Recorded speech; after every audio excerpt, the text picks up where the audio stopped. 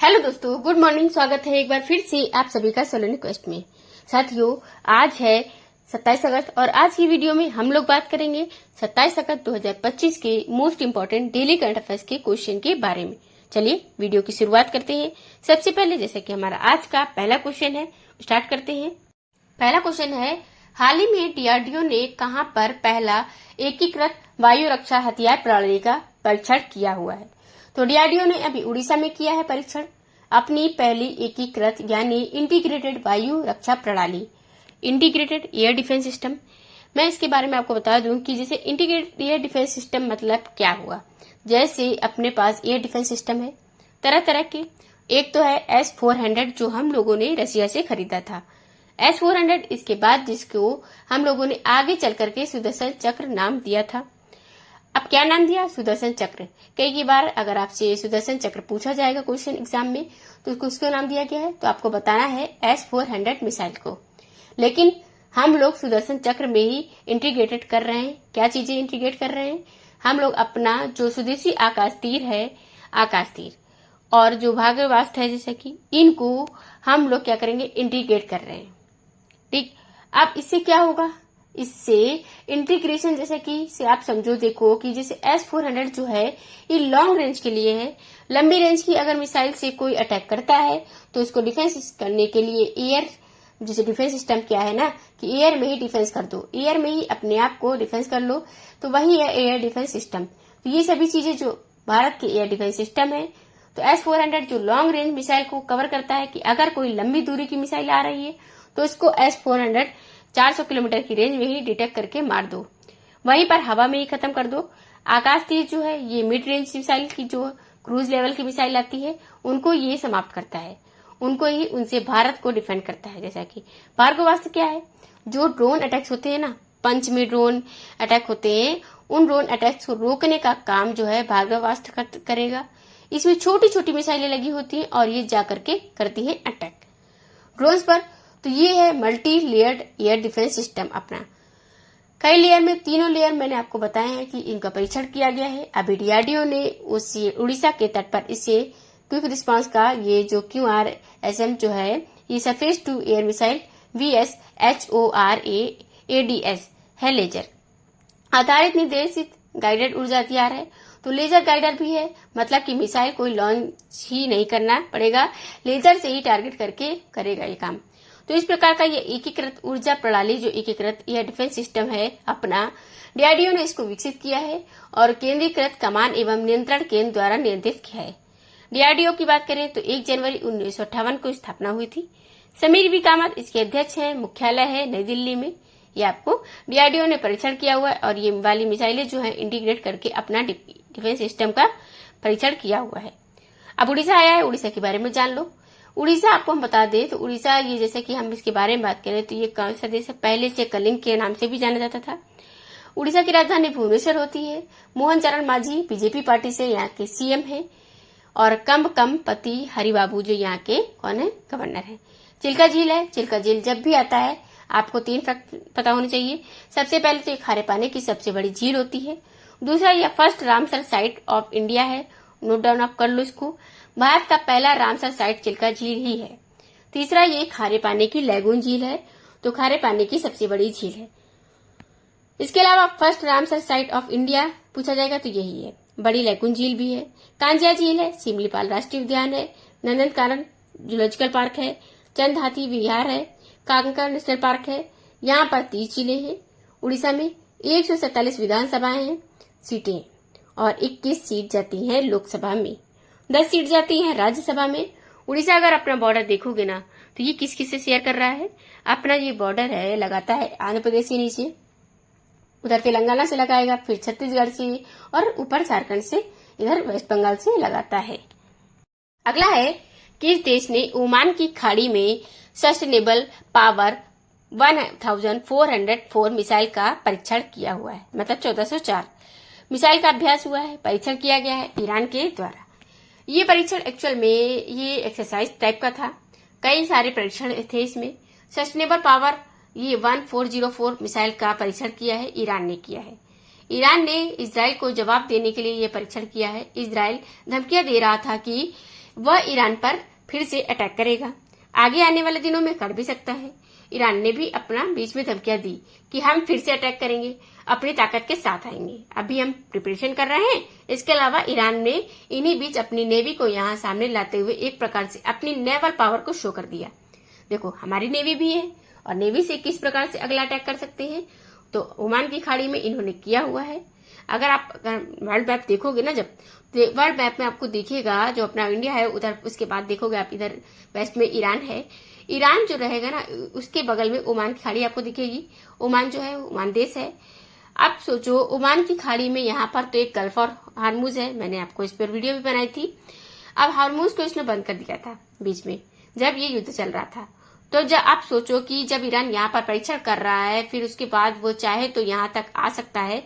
ये भी तो यहाँ पर ईरान का ही तो लगता है टेरिटरी। अगर यहाँ से वो नेवी से अटैक करेगा यहाँ पर इजराइल पर, तो वो और ज्यादा क्षति पहुंचाएगा किसको, इजराइल को। मतलब इजराइल को प्रॉब्लम होगी। अब तक तो लैंड एरिया से यहाँ पर अटैक किया जा रहा था, अब यहाँ से मिसाइल अटैक करा सकता है ये। लेकिन जब नेवी एरिया ने भी अपना करेगा तो इजराइल को काफी ज्यादा नुकसान होने वाला है। और आपने देखा जब अभी इजराइल ईरान का युद्ध बीच में हुआ था, तो उस टाइम पर क्या हुआ था, इजराइल ईरानी मिसाइलों का तोड़ इजराइल के पास नहीं था। बहुत सारी मिसाइलें थी जो जा करके गिर रही थी, क्योंकि हाइपरसोनिक मिसाइल यूज कर रहा है ईरान।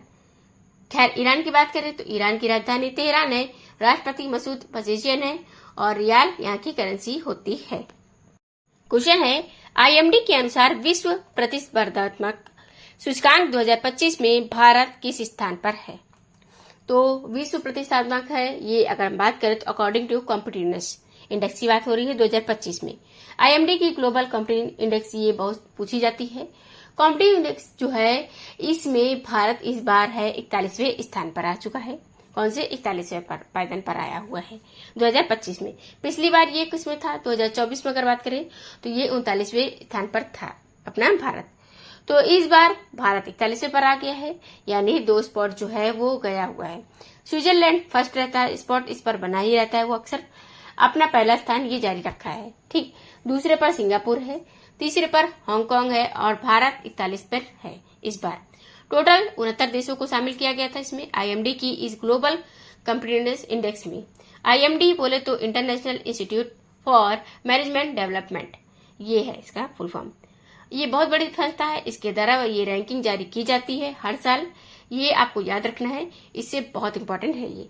अगर पिछले दिनों में जो रैंकिंग आई है, इंडेक्स आए हैं, उनका भी एक बार हम लोग रिविजन करेंगे। तो देखिए, ग्लोबल यूनिकॉर्न इंडेक्स की बात करें 2025 में, तो भारत कौन से स्थान पर है, ये तीसरे पर है। अपने भारत की बात हो रही है, इंडेक्स की बात हुई, पूछा गया।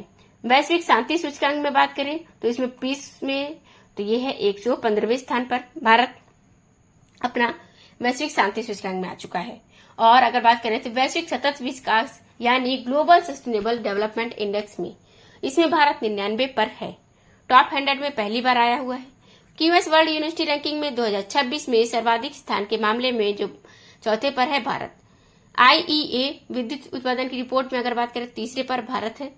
एनर्जी ट्रांजैक्शन इंडेक्स में इसमें 71 पर है हम लोग। और ग्लोबल ये एनर्जी ट्रांजैक्शन को हिंदी में कहेंगे ऊर्जा संक्रमण सूचकांक। ग्लोबल जेंडर गैप इंडेक्स में ये 131वें पर भारत है। जलवायु परिवर्तन यानी climate change performance index CCPI important ये होता है, इसमें भारत 10वें पर है। UNDP की ह्यूमन डेवलपमेंट इंडेक्स मानव विकास सूचकांक इसमें 130वें पर है भारत। ये बहुत ही इंपॉर्टेंट होते हैं और आपको इनका याद रखना होता है, क्योंकि ये अक्सर क्वेश्चन पूछे जाते हैं एग्जाम में। अगला क्वेश्चन है, हरियाणा में कितने सप्ताह के लिए मतलब जो वीक्स होते हैं स्वच्छ कुरुक्षेत्र मेरा अभियान, ये अभियान शुभारंभ किया गया। अभी हरियाणा सरकार ने 11 सप्ताह के लिए ये स्वच्छ कुरुक्षेत्र मेरा अभियान नाम से एक स्वच्छता मिशन का शुभारंभ किया हुआ है। यहाँ पर देखोगे आप तो CM नायब सिंह सैनी यहाँ के उद्घाटन किया हुआ है। हरियाणा को क्लीन बनाने के लिए है स्वच्छ कुरुक्षेत्र मेरा अभियान। ये और कुरुक्षेत्र को भारत का सबसे स्वच्छ और सुंदर शहर बनाना ये इनका उद्देश्य है। अभी आपने देखा कि सोशल मीडिया पर वीडियो वायरल हो रही थी, कुछ विदेशी जो थे वो गुड़गांव की शायद वीडियो है और विदेशी रह रहे थे वहां पर आसपास में, तो वहां पर इतना कूड़ा करकट गर्मी में देखते हो, मतलब जिन्होंने उन दिन डिसीजन लिया कि चलो खुद से साफ करते हैं, सफाई करते हैं। ठीक है, तो विदेशी नागरिक का वीडियो जो खूब चला, खूब वायरल हुआ इसका, तो वो लोग खुद जाकर सफाई कर रहे थे, कूड़ा उठा रहे थे। तो ये नहीं होना चाहिए। कम से कम की मतलब कि इंडिया जो है, इंडियंस को तो ये सोचना चाहिए कि चलो जैसे 11 सप्ताह तक ये 24 अगस्त से 7 नवंबर तक 2025 तक ये शुरू करने की बात की गई है। शायद इसी वजह से आनंद फानंद में इन्होंने ये शुरू किया हुआ है। इस चीज को देखिए, अब इनकी आंख खुली है, अब विदेशियों को देखा है, तो अब ये यहाँ पर स्वच्छता अभियान चालू कर रहे हैं। देखिए हरियाणा आया है, तो हरियाणा की बात करते हैं। हरियाणा की राजधानी है चंडीगढ़। आप देखोगे नया सिंह सैनी यहाँ के बीजेपी पार्टी से सीएम है। बंडारू दत्तात्रेय गवर्नर है यहाँ के, चंडीगढ़ जो की राजधानी है। सूरज कुंड यहाँ पे आपको याद रखना है, पूछा जाता है। ये ब्रह्म सरोवर, दमदमम झील, सोना झील, पसई वेटलैंड, पड़खल झील यहाँ की झीलें हैं प्रमुख। सुल्तानपुर नेशनल पार्क है, कलेसन नेशनल पार्क है, ये दोनों ही इम्पोर्टेंट नेशनल पार्क हैं। यहाँ पर सिमलवाड़ा नेशनल पार्क भी है। सांग नृत्य, फाग नृत्य, खोरिया, ये डफ नृत्य यहाँ के लोक नृत्य हैं। 90 विधानसभा में सीटें हैं, जिले 22 हैं, लोकसभा में 10, राज्यसभा में 5 सीटें जाती हैं यहाँ से। अगला है अगस्त 2025 में किसको भारतीय मुक्केबाजी महासंघ का अध्यक्ष नियुक्त किया गया? तो अध्यक्ष नियुक्त किए गए हैं महासंघ के, भारतीय मुक्केबाजी है। इसके बाद एक बार फिर से ये अध्यक्ष बन गए हैं, लगातार चौथी बार अध्यक्ष बन गए हैं अजय सिंह। अजय सिंह ये अध्यक्ष एक बार फिर से इम्पोर्टेंट किए गए हैं। देखिए ये जो है boxing federation of India president for the 3rd state team, ये तीसरी बार लगातार बने हुए हैं। तीसरी बार मतलब क्या है, या फिर चौथी बार नहीं, तीसरी बार लगातार बने हुए हैं। ये 21 अगस्त को बने हैं। ये जयसलाल प्रधान को हराए हुए हैं, इस मतलब चुनाव में इन्होंने हराया हुआ है। अजय सिंह वैसे एसपीआई जेट के एयरलाइन के ये प्रबंध निदेशक भी हैं, यानी मैनेजिंग डायरेक्टर भी हैं। एसपीआई जेट का भी देखते हैं और इसको भी देखते हैं। मुक्केबाजी महासंघों पे प्रमोद कुमार महासचिव बने हैं और पवन भास्कर जो है इनको बनाया गया है कोषाध्यक्ष। तो मेन तो यही है, अजय कुमार ही आपको याद रखना है। अब नियुक्तियों की बात करें पिछले कुछ दिनों में जो हुई हैं, जैसे सतीश गोयल गोलचा को दिल्ली का नया पुलिस कमिश्नर, अजय कुमार भल्ला नागालैंड के राज्यपाल बनाए गए हैं, प्रभार दिए गए हैं। राधा कृष्ण चौहान है क्षमता निर्माण आयोग के अध्यक्ष बने हैं। राजीव आनंद इंडेक्स बैंक के एमडी सीईओ बने। प्रत्यक्ष अमृत विहार के नए प्रमुख सचिव शशि प्रकाश गोयल। यूपी के नए मुख्य सचिव डॉक्टर ए राजनन विक्रम साराभाई। अंतरिक्ष केंद्र के नए निदेशक डॉक्टर मयंक शर्मा। वित्तीय सलाहकार रक्षा सेवा निवृत्त किए गए हैं ये। तो चलिए अगला क्वेश्चन हमारा अगला है, हाल ही में किस भारतीय बल्लेबाज ने क्रिकेट के सभी प्रारूपों से संन्यास ले लिया? तो अभी आज में हाल में जो कि साथियों दिग्गज एक बैट्समैन रहे हैं चेतेश्वर, कौन है? चेतेश्वर पुजारा। इन्होंने क्या हुआ, संन्यास लिया है सभी प्रारूपों से, क्रिकेट के सभी प्रारूप से संन्यास लिया हुआ, जिन्होंने कई बॉलर्स की नींद हराम कर रखी थी अपने बैटिंग के दौरान, थका डाला था इन लोग को, और ये जो है अब संन्यास ले रहे हैं।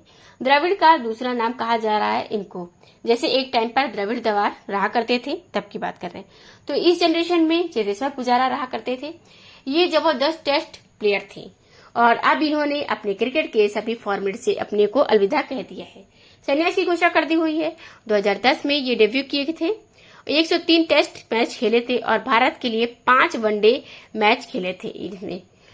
ये अगर 7,195 टेस्ट रन इन्होंने बनाए, 19 शतक और 35 अर्धशतक इन्होंने बनाए थे। रन थोड़ा कम बनाते थे लेकिन काफी इनका अच्छा रहा करता था, मतलब एक भरोसेमंद खिलाड़ी हुआ करते थे। इनको अगर मान लो तो भरोसेमंद नंबर 3 में भी इनको कहा जाता था। खैर 2023 का विश्व टेस्ट चैंपियनशिप का जो फाइनल था वो इनका आखिरी मैच था। भारत को फाइनल हार गया था लेकिन ऑस्ट्रेलिया जीता था, लेकिन उसके बाद से फिर इनको मौका नहीं मिला था। अब ये पिछले दिनों में जैसा कि इस्तीफा और संन्यास का रिवीजन अगर हम करें तो गीता गोपीनाथ ने आईएमएफ से इस्तीफा दिया। Andre Russell West Indies all-rounder के अंतर्राष्ट्रीय क्रिकेट से इस्तीफा दिए हैं। ललित उपाध्याय अंतर्राष्ट्रीय हॉकी संन्यास लिए हैं। Linda Yaccarino social media platform x की सीईओ पद से इस्तीफा दिए हैं। निकोलस पुरन, ये जैसे कि हम बात करें यहाँ पर तो वेस्ट इंडीज के बल्लेबाज के अंतर्राष्ट्रीय क्रिकेट से संन्यास लिया हुआ है। अब विराट कोहली की बात करें तो विराट कोहली ने लिया है। श्री कृष्ण हरिहर शर्मा कर्नाटक बैंक के एमडी सीईओ ने इस्तीफा दिया। शेखर राव कर्नाटक बैंक के कार्यकारी निदेशक पद से इस्तीफा दिए हुए हैं। निम्न में से किसको हाल में प्रधानमंत्री का उप राष्ट्रीय सुरक्षा सलाहकार नियुक्त किया गया? तो प्रधानमंत्री का उप राष्ट्रीय सलाहकार सुरक्षा सलाहकार भारत का राष्ट्रीय सलाहकार जो है वो नहीं है, भारत की राष्ट्रीय सुरक्षा सलाहकार यानी कि एनएसए वो अजीत डोभाल है। यहाँ पर प्रधानमंत्री के जो निजी जो उपराष्ट्रीय सलाहकार हैं उनकी बात हो रही है। तो प्रधानमंत्री के उपराष्ट्रीय सुरक्षा सलाहकार अभी नियुक्त किए गए हैं अनीश दयाल सिंह। अनीश दयाल सिंह आपने नाम सुना होगा, ये सुना लग रहा होगा आपको, क्यों? क्योंकि ये आप इनसे पहले भी सीआरपीएफ में सुनते थे, ठीक। आईटीबीपी में इनका नाम सुना होगा। इनके पूर्व महानिदेशक रह चुके हैं। लेकिन पीएम मोदी की एक खास बात ये होती है कि जो टैलेंटेड पर्सन होते हैं वो अपने पद से जब कार्यकाल पूरा कर लेते हैं, अपना टाइम पीरियड, और रिटायर हो जाते हैं, तो उनको कोई ना कोई पद देकर के अपने पास रख लेते हैं। फॉर एग्जाम्पल आपने देखा आरबीआई के जो गवर्नर थे, पूर्व गवर्नर जो अभी थे शक्तिकांत दास, वो देखो कितनी बार सम्मानित किए गए थे दुनिया भर के बैंकों में कि कोविड-19 के दौरान इन्होंने कैसे आरबीआई को मैनेज किया और जिस वजह से भारत का इकोनॉमी बुरे प्रभाव से होने से बचा। तो जब वो रिटायर हुए, अभी नए आरबीआई के गवर्नर बने, तो उनको पीएम मोदी ने अपने पास बुला लिया, अपना निजी वो बना लिया। इसके बाद फिर यहाँ पर ये अनीश दयाल सिंह आईटीबीपी और सीआरपीएफ में इन्होंने बहुत जबरदस्त अच्छा काम किया था, इनको बुला लिया। ऐसे ही ये एस जयशंकर को देख लो, सबसे बड़ी एग्जाम्पल है विदेश मंत्री। ये भी यहाँ पर विदेश सचिव के रूप में, राजदूत के रूप में काम करके अपना कार्यकाल पूरा किया, रिटायर हो चुके थे। उसके बाद इनको बुला लिया गया और विदेश मंत्रालय दे दिया गया।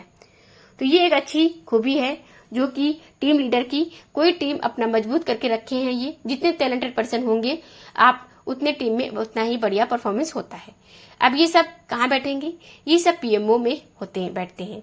पीएमओ ऑफिस प्रधानमंत्री ऑफिस है, जैसा कि ये सब उनके जो हिस्से होंगे, जैसे कि मतलब उनका पार्ट करेंगे। उनका जब भी कोई अगला स्ट्रेटेजिक मूव लेना होता है, या चाहे देश के अंतर्गत हो या पाकिस्तान के लिए ऊपर हो या चाइना के ऊपर हो, इन सब की क्या होगी, राय ली जाएगी। ऐसा नहीं है कि पीएम मोदी जी अकेले ही डिसीजन ले लेते हैं, सिर्फ अपने मन का करते हैं, जो मन में आया वो कर दिया, वो एकदम भगवान टाइप है, अपनी तरफ से सब कुछ सही कर लेते हैं। ऐसा नहीं है, परफेक्टली ऐसे होता जा रहा है क्योंकि उनकी टीम में ऐसे ऐसे लोग हैं जो बहुत ही एक्सपीरियंस्ड हैं, बहुत ही अच्छे टैलेंटेड बंदे हैं। तो जिनके पास इतना अच्छा एक्सपीरियंस जैसे कि है, इतना बढ़िया परफॉर्मेंस है। आप देखो इनकी टीम में कौन कौन है। राजेंद्र खन्ना, ये अतिरिक्त एनएसए हैं, ये पूर्व राह प्रमुख रहे हैं। इसके अलावा ये रिटायर्ड आईपीएस अधिकारी टीवी रविनंदन, पूर्व आईपीएस अधिकारी पवन कुमार, ये सेवारत उप एनएसए हैं वर्तमान में।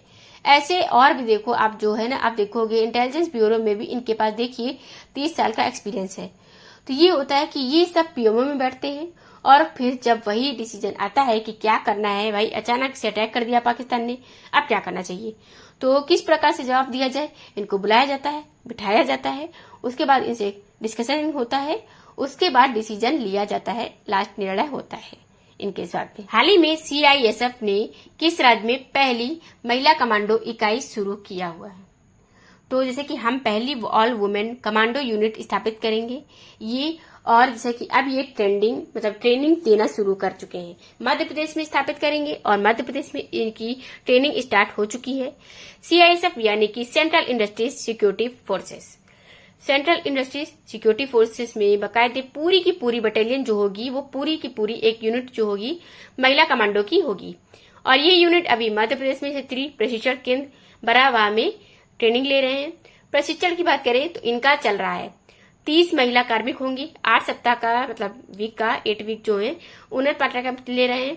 और उसके बाद से फिर ये कमांडो क्विक रिस्पांस टीम में ये फिर स्पेशल टास्क फोर्स में शामिल होंगे। ये क्यूआरटी जिसमें क्विक रिस्पांस टीम कहते हैं, और ये है एसटीएफ यानी महिला एसटीएफ और टीम और क्यूआरटी टीम बनेगी। अगर हम लोग सीएसएफ की बात करें तो 1969 में स्थापना हुई थी सेंट्रल इंडस्ट्रीज सिक्योरिटी फोर्सेस की। नई दिल्ली में हेडक्वार्टर है, महानिदेशक आरएस भट्टी हैं इनके वर्तमान में। अगला क्वेश्चन है, हाल ही में आयोजित खेलो इंडिया वाटर स्पोर्ट्स फेस्टिवल में कौन सा जो राज्य है पदक तालिका में टॉप पर रहा है? तो टॉप पर कौन सा राज्य रहा है? तो ये भी मध्य प्रदेश टॉप पर रहा है। पहला खेलो इंडिया वाटर स्पोर्ट्स फेस्टिवल ये कहाँ हुआ था? अब इसकी बात करें तो ये डल झील में श्रीनगर में आयोजित किया गया था। मैंने आपको बताया था डल झील श्रीनगर में पहली बार आयोजित हो रहा है खेलो इंडिया वाटर स्पोर्ट्स फेस्टिवल। तो देखो पहला जो खेलो इंडिया बीच गेम जो हुआ था ना, वो दमन दीव में हुआ था। यहाँ पर। और पहले खेलो इंडिया वाटर स्पोर्ट है, ये हुआ है जम्मू कश्मीर में, और इसमें सबसे ज्यादा मेडल जीता हुआ है मध्य प्रदेश ने। अब ये संपन्न हो चुका है। मेडल की लिस्ट आई है टेबल, उसमें मेडल टेबल में जो टॉप किया है मध्य प्रदेश ने। टोटल 18 मेडल जीते हैं, 10 गोल्ड हैं, 3 सिल्वर, 5 ब्रॉन्ज है। दूसरे पर उड़ीसा है जिसके 10 मेडल हैं टोटल और 7 मेडल हैं। तीसरे पर है तो इसमें कायाजिंग कैनोइंग, इसमें अपना दबदबा बनाते हुए 4 पदक जो है स्वर्ण पदक मध्य प्रदेश ने सभी जीते हुए हैं। इन दोनों इवेंट में टोटल 10 गोल्ड जीते हैं। तो डल झील में हुआ था 3 दिवस का मतलब 3 दिन का स्पोर्ट जम्मू कश्मीर और खेल परिषद के द्वारा आयोजित किया गया था। ये अगला क्वेश्चन है, विश्व तीरंदाजी युवा चैंपियनशिप 2025 में ऐतिहासिक U21 और U18 खिताब किस देश ने जीता है? तो अंडर 19, अंडर 2 जो अंडर और 21 और अंडर 18 की बात हो रही है। तो इसमें भारत ने ये दोनों खिताब जीत लिया है। चैंपियनशिप अभी हुआ है। अंडर 21 का और अंडर 18 का तीरंदाजी का जब बात आती है तो भारतीय तीरंदाजी काफी एडवांस है। तीरंदाजी में हम लोग का जो कद है वो अच्छा रहा है इंटरनेशनल गेम में। तो कंपाउंड 21 टीम ने जर्मनी को हराया और पहला जूनियर विश्व खिताब जीता, जिसमें टीम ने कुशल दलाल, मिरर, अपार, गणेश मणित्रम थे। कंपाउंड पुरुष अंडर 18 टीम में भी अमेरिका को हरा के भारत ने गोल्ड जीता है। इसमें मोर्टिन डागर, योगेश जोशी, देवान सिंह थे। इनका आयोजन किया गया था कनाडा में और भारत ने दोनों ही इवेंट जीत लिया है। 16 से 24 अगस्त के बीच में आयोजित हुआ था। ये थे साथियों आज के दिन के टॉप 10 करंट अफेयर्स के क्वेश्चन। आई होप आपको वीडियो पसंद आई होगी, अच्छी लगी होगी। टू द पॉइंट हम क्वेश्चन बताते हैं, इसमें कोई भी फालतू की बकवास नहीं होती है। अगर आपको वीडियो अच्छी लगी हो तो लाइक एंड शेयर जरूर करना, चैनल को सब्सक्राइब कर लेना एंड बेल आइकन को ऑन भी कर लेना, जिससे कि आपको आगे की वीडियोस की नोटिफिकेशन मिलती रहे। पीडीएफ आपको टेलीग्राम चैनल पर मिल जाएगी, वहां से आप पीडीएफ डाउनलोड कर सकते हैं। डिटेल पीडीएफ आपको वहां से मिल जाएगी। टेलीग्राम चैनल आप जैसे कि ज्वाइन करेंगे डिस्क्रिप्शन बॉक्स में आपको लिंक मिल जाएगी। आज के क्वेश्चन की बात करें तो हमारा आज का जो क्वेश्चन है जिसको आपको कमेंट बॉक्स में कमेंट करके बताना है कि इसका आंसर क्या होगा। भारत का पहला पूर्णतः डिजिटल बैंकिंग वाला राज्य कौन सा है? तो ये आपको आंसर देना है कि इनमें से कौन सा राज्य है जो पूरी तरह से डिजिटल बैंकिंग वाला राज्य बन चुका है। Thank you for the watching.